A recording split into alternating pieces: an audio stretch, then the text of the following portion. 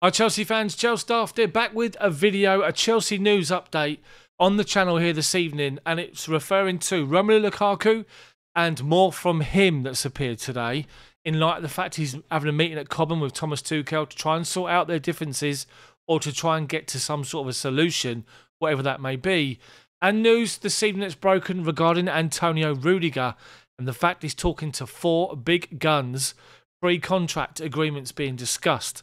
We're going to get into that in this particular video. If you like the idea and the look of the video, then make sure you stay tuned. If this is your first time here, welcome along. This is Chels Daft, where we try to keep it real. We try to just keep it as positive as we possibly can, and we don't jump on the bandwagon. So, if that interests you, drop a like, subscribe, and let's get cracking.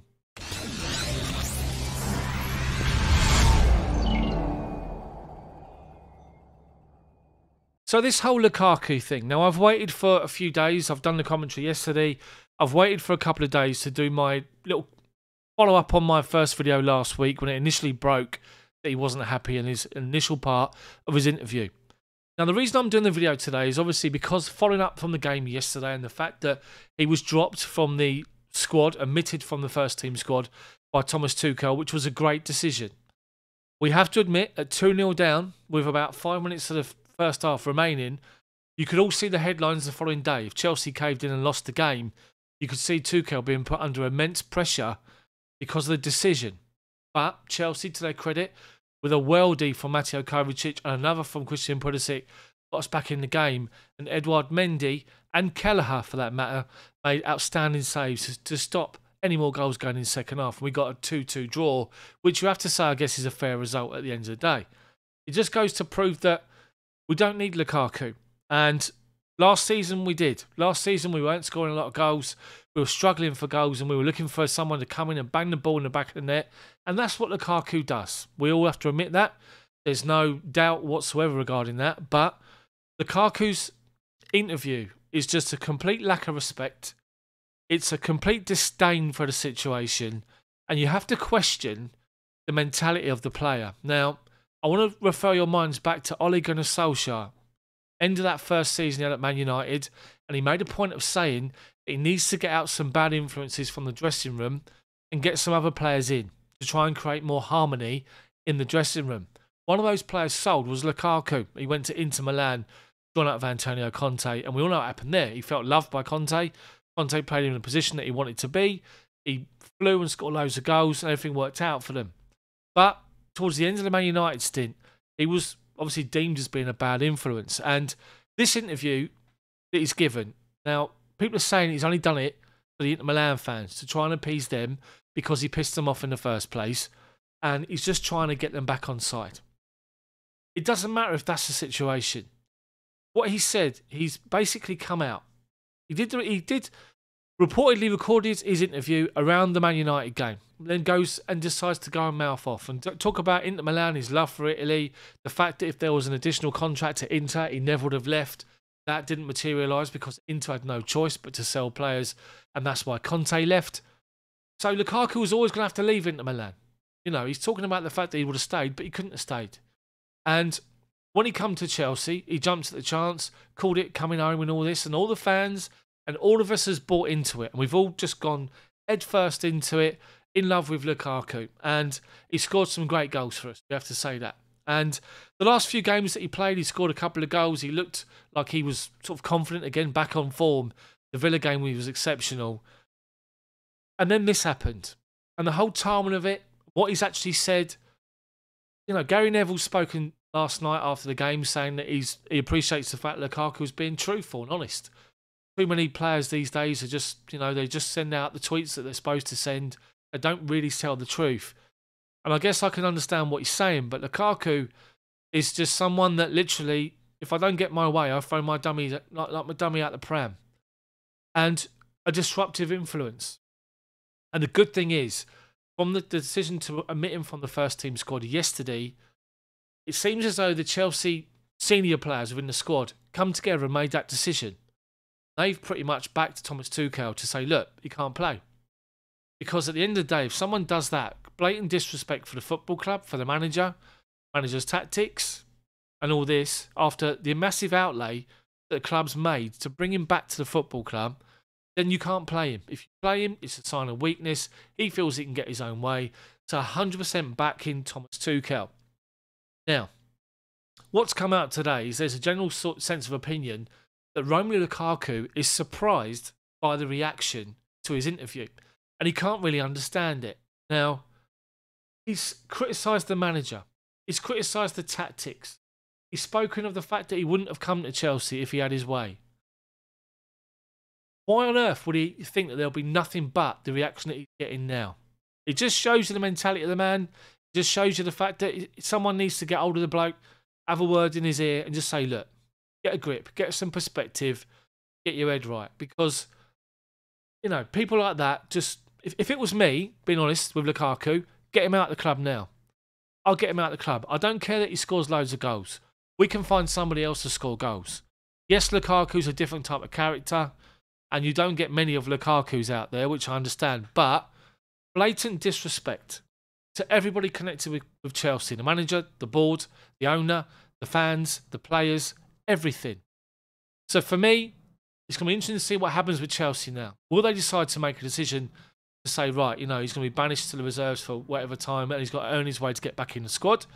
He's got to do an apology publicly. He's got to obviously apologise to the players in the dressing room as well. And then try and work his way back in. Or will Chelsea think, you know, let's try and nip it in the bud now and try and implement him again against Tottenham this Wednesday against Conte? Or do they just sit and think, right, just cut our losses and just try and get him out of the club? Because somebody like that who's doing that already after not playing, well, they feel like they should be. Someone who, let's face it, as I've said about the Man United situation, that he's got a track record. Should we just get him out of the club? Now, I like Lukaku as a striker. He's going to score goals wherever he goes. The only weakness that he's got is he's not good enough in the air for me, but I keep saying it all along. He's not good enough in the air for someone of his size and his strength. He doesn't win enough headers. But for someone to be as disrespectful as he was, someone literally to just switch because he's not being picked and create all this drama and, as Thomas Tuchel called it, a lot of noise we don't need. Do we want to put up with that anymore? Not for me. Lukaku for me should be out the door. And I'll be surprised saying that if Chelsea do decide to do that. They're going to cut their losses, maybe take a 25 million hit or a 20 million hit and try and get him off the books for 80 million, but then who's going to pay that? Or could it be a loan move for a couple of seasons with an option to buy? Whatever happens, Lukaku has pretty much burnt his bridges for me, and I'm sure plenty of you people will feel the same. Some of you probably won't, and just if you don't, put your comments in the comments section below. So now to Toni Rudiger, and this tweet that's come out from Sky Sports. Watching Sky Sports News earlier, and it popped up saying that he's now opened pre-contract talks with 4 of the big European clubs, Real Madrid, PSG, Bayern Munich and Juventus, in relation to a possible move away from Chelsea when his contract expires at the end of the season. As we know, and there's been plenty of tweets going out there today from reputable sources, Chelsea are still in the hunt to try and get him to extend his contract.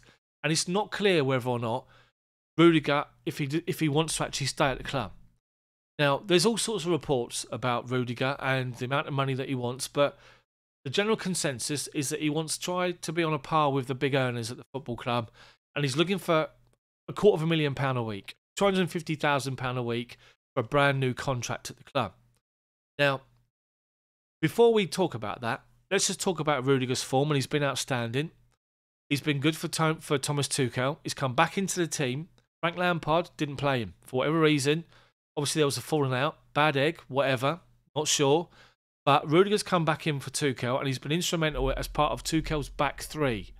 However, we've seen in recent weeks, Toni Rudiger has just emphasised once again this switch that goes off in his head when there's a bit of drama. Against in the Leeds game, for example, there's a melee in the far corner of the pitch. Rudiger comes rushing across from the halfway line to get involved to create some drama. He always wants to get involved in it, and that's going to cost him at some point in his career. It was the game against Brighton the other day where Lamptey goes down the wing and Rudiger's coming across, and all he's got to do is just play the ball out of play, or just use his strength and just whack it out of play. But he does that thing where he just takes off, two-footed. He lunges sort of downwards, but he lunges, and you don't have to do that. And he's got this in his locker, Rudiger, and he's going to come back to bite him. I keep saying it on my commentary. I keep saying about the fact that he's a bit of a loose cannon. And, you know, he wants £250,000 a week, and that's it. That's the be-all and end-all. And these 4 clubs talking to him probably give him that now because it's going to be a free transfer. There's no transfer fee involved. They could do that. So it's interesting to see what Chelsea's going to do. Thomas Tuchel obviously rates him, loves him, and wants him to stay. If Rudiger's let go by the football club, what's that going to do with Tuchel's relationship with the club? And will it destabilise our defensive unit? Bearing in mind, Azpilicueta's also out of contract, and there's talks that he could be joining Barcelona. Andreas Christensen's been touted by Barcelona as well. You know, Thiago Silva's hopefully going to sign an extension. Everything's a bit up in the air at the minute. And it's interesting to see, will Chelsea cave and give him his £250,000 a week, or try and meet him somewhere close to that to keep him staying at the football club, or will he leave? But as I say, PSG, Bayern, Real Madrid, and Juve are all in for Rudiger, and it's going to see what happens and whether Chelsea or not want to keep him for that amount of money. Hopefully, everything will be resolved, but Lukaku and the drama that he's got, Rudiger and this whole contract palaver going on, that's the end of the video from me. Hopefully you've enjoyed it. Let me know what you think about either Lukaku or Rudiger in the comments section below. And make sure you smash that like button for me and subscribe to the channel. But make sure you hit that bell for notifications. You're notified when my videos come out. If you're interested in live match commentary, the best live match commentary for Chelsea on YouTube, actual ball-by-ball radio-style commentary, take a look at the commentaries on my channel, then hit that join button. It's £9p a month. I'm a channel member to get access to that and my Chelsea pub chat, which I try and do once a week, hopefully starting this week or next week, where we talk Chelsea retro, Chelsea now, Chelsea back in the day, favourite players, games, etc. All that sort of thing, what you would do with your mates down the pub. So have a look around the channel. Hopefully you've enjoyed the video and you like the concept of it. And it's quite laid back, as you can see. Let me know. Comment section below. Have a great evening, and I'll see you guys next time. Thanks for watching.